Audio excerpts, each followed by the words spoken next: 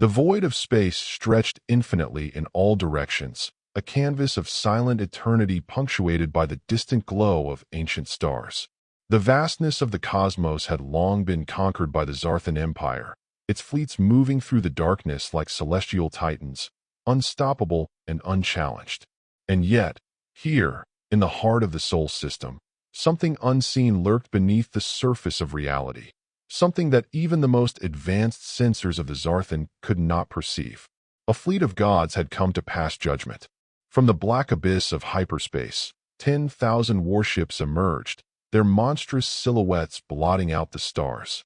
The Zarthan invasion fleet, each vessel a testament to the raw, mechanical perfection of war. Their hulls, forged from star-born alloys, gleamed with the cold reflection of lightless voids. Weapons capable of burning worlds pulsed with restrained fury, their very presence a warning of what was to come. At the heart of the armada, the vengeance eternal loomed, its jagged form radiating authority, its dark surface absorbing the weak light from the yellow sun at the system's core. On its bridge, Commander Aaron West stood, his gaze fixed on the insignificant blue planet below, a world called Earth. His voice, calm and absolute, echoed through the silent void of his own mind. I remember the day we arrived in the Sol system. The tactical holoscreens flickered, projecting countless data points. Earth's orbital satellites, its primitive defense stations, its surface-based weaponry. It was laughable. The humans' technology was archaic, barely beyond their own homeworld. Their ships, slow and clumsy. Their weapons, primitive kinetic projectiles and nuclear warheads, nuclear. A technology so outdated that even Zarthan mining drones had more advanced shielding. West continued, "We were gods among insects. For centuries, the Zarthan Empire had crushed civilizations far more advanced than this one. Supreme Commander Vincent Thorn had not even bothered to assemble the full might of their empire. A single sector fleet, a mere fraction of their strength, was more than enough to bring this world to its knees. And so they watched. From their vantage point beyond Earth's orbit, thousands of warships remained in perfect formation, immovable, unstoppable. The humans must have seen them, felt them, the weight of an empire looming above them like a silent specter of death. And yet, there was no panic, no desperate last stand, no mass evacuations, no fear. The humans did nothing. They did not beg for mercy. They did not attempt to fight. They merely waited. Aaron West felt it then, a ripple in the silence. A feeling he could not explain, an unease buried beneath layers of Zarthan arrogance. He pushed the thought away. Victory was inevitable. Or so he thought. Scene 1. The first contact.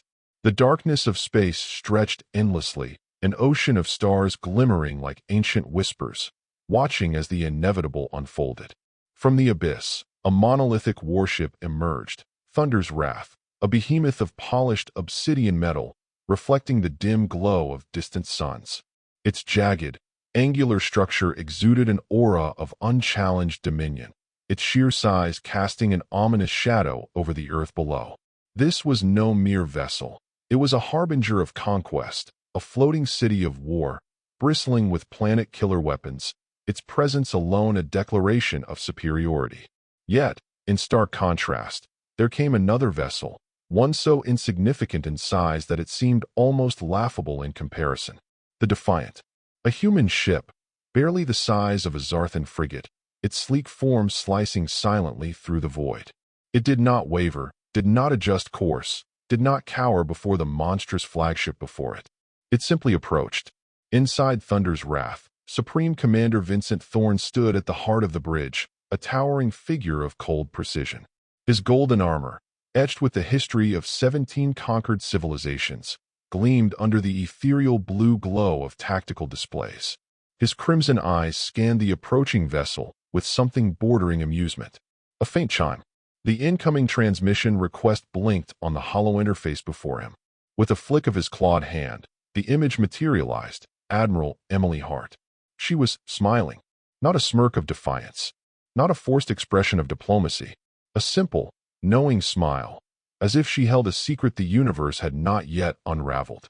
Thorn, smugly surrender now, and we may allow your species to survive as servants of the Zarthan Empire. There was no need for excessive threats. The outcome was obvious. The Zarthan had crushed civilizations with fleets half this size. This was not a war. It was an extermination made efficient. Admiral Hart, calmly, we appreciate your generous offer. Perhaps we can discuss this in person. We're sending coordinates for a neutral meeting point.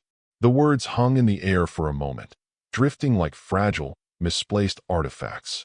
Thorn exhaled sharply, a small chuckle escaping his lips. These creatures were amusing in their arrogance. Thorn, foolish creatures. Prepare the fleet for planetary occupation. The transmission ended. The Earth would fall. It was only a matter of time. Scene 2. The trap is sprung. The Zarthan command shuttle glided through the Martian void, its sleek black hull blending with the eternal night. Ahead loomed a space station, unimpressive, primitive in design. Thunder's wrath, even in stationary orbit, dwarfed it like a beast eyeing a speck of dust. Inside the station's sterile chambers, Thorn strode forward, flanked by his highest-ranking officers. Their presence was suffocating, their figures clad in ceremonial battle armor, radiating the silent threat of a species that had never known defeat. Across the chamber, Admiral Emily Hart stood alone. No guards, no visible weapons, just her. Thorn's lips curled into a sneer. Thorn, let's end this quickly. These primitives don't deserve our time. Hart's gaze met his, unshaken, unblinking. Hart, before you continue your threats, Supreme Commander, you might want to check your ship. A moment of silence. Then, alert. A cacophony of blaring alarms shattered the stillness. Thorn's communicator erupted with panicked voices. The holographic display flared to life, revealing the bridge of Thunder's wrath, chaos unfolding. Officers scrambled to regain control. Lights flickered, engines stuttered. Entire weapons systems blinked offline. The impenetrable fortress of war had been stripped of its power in mere seconds. Thorn's body went rigid. Thorn, furious, impossible. Our systems are quantum encrypted. Hart tilted her head slightly, that same unreadable smile playing on her lips. Hart, chuckling, how quaint. We cracked quantum encryption centuries ago. The words hung in the air like a final judgment. Thorn's fists clenched. The chamber suddenly felt smaller, the weight of realization pressing down on him like an invisible force. Hart took a slow step forward, her voice lowering, colder now. Hart, you should leave while you still can. Outside the station, Thunder's wrath hung in silence. Once a symbol of supreme conquest, now a lifeless hulk drifting in the abyss. The Predator had walked into the trap, and the hunt had only just begun. Scene 3.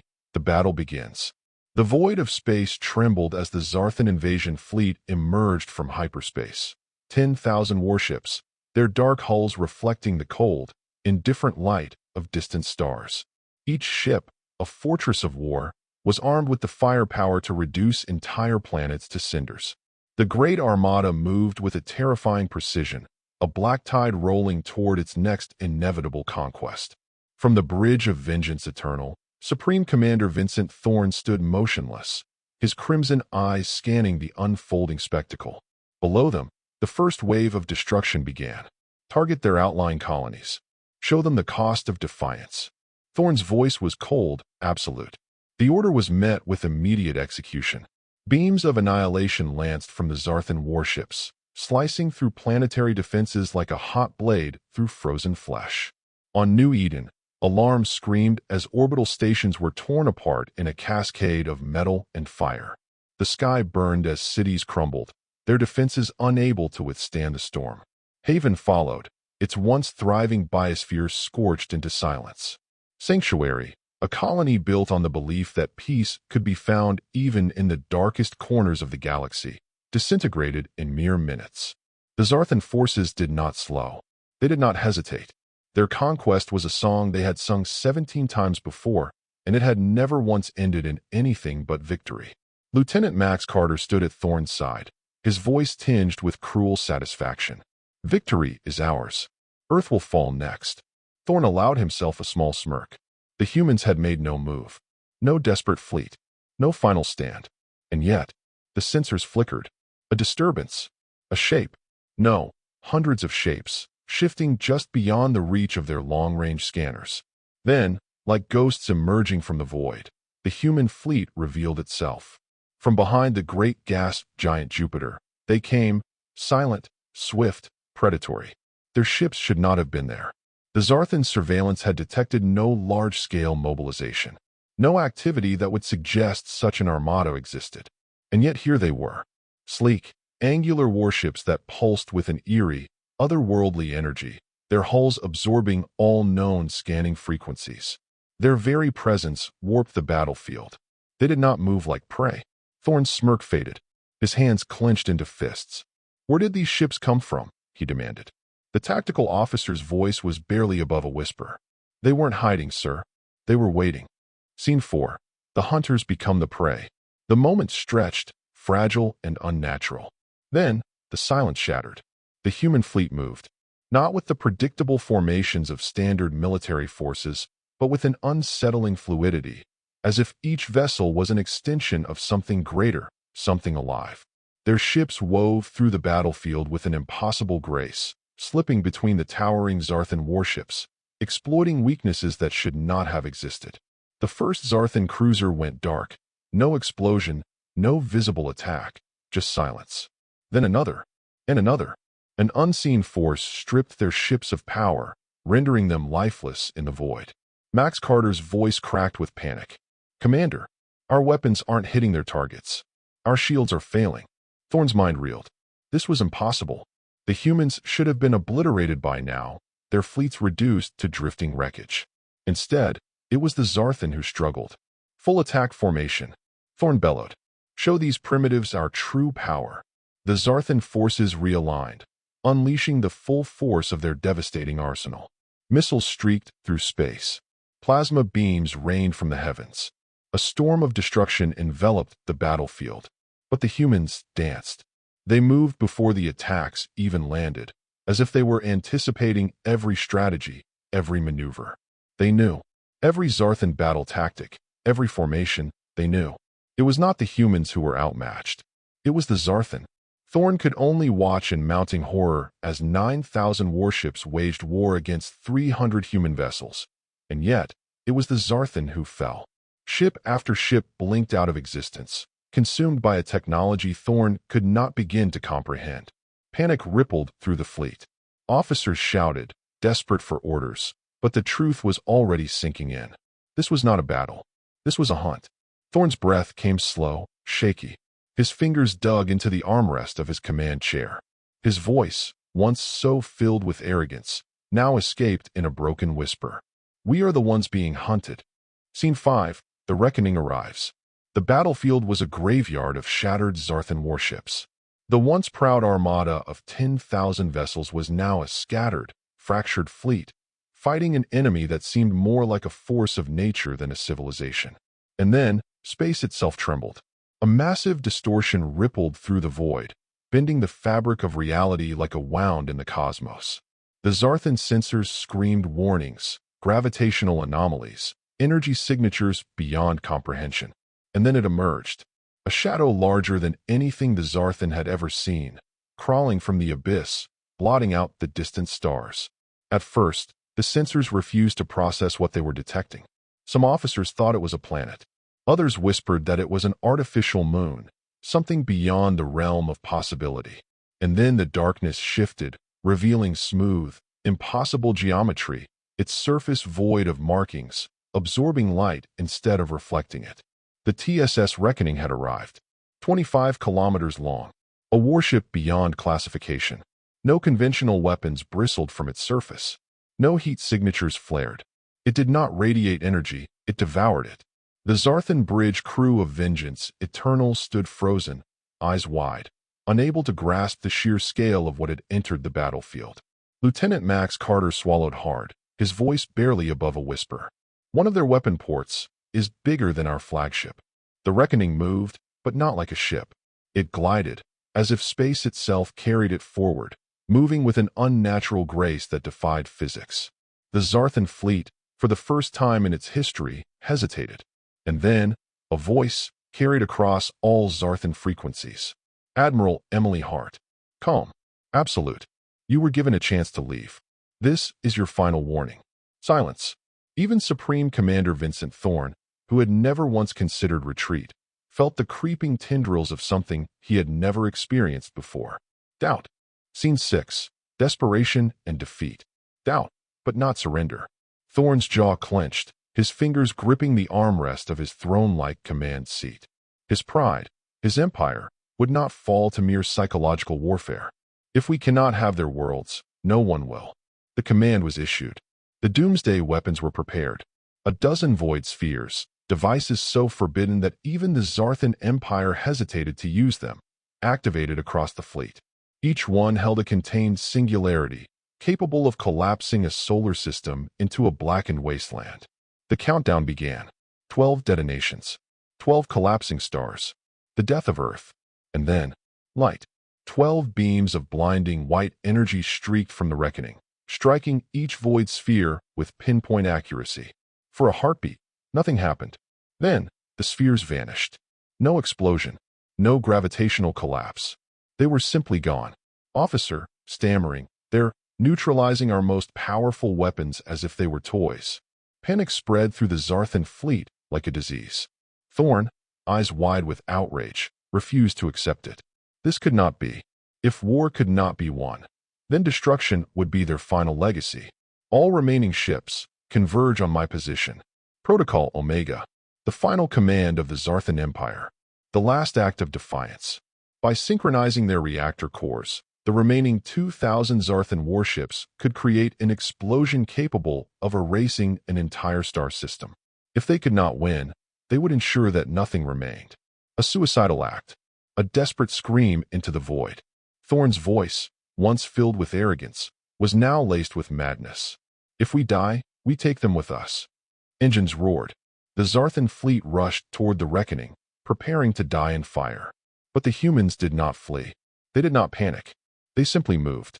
With perfect precision, the human fleet surged forward, not to destroy, but to save. Hundreds of small, agile ships darted between the dying Zarthan vessels, latching onto reactor cores, disabling them one by one. They weren't fighting a battle. They were preventing a massacre. Thorn, whispering, broken, they aren't just winning, they're saving us. And then, the final transmission. Admiral Emily Hart's voice, steady and unwavering. Now about those surrender terms. Scene 7. The surrender. The battlefield, once ablaze with energy and destruction, now lay silent. The Zarthan fleet, once the unstoppable force of the galaxy, was nothing more than floating wreckage. Warships that had shattered civilizations now drifted powerless, their hulls cracked, their systems dark. Vengeance eternal, the once proud flagship of Supreme Commander Vincent Thorn, no longer carried the aura of dominion. The lights across its vast structure flickered, struggling against the absolute control of the human fleet. Its weapons silent, its shields gone.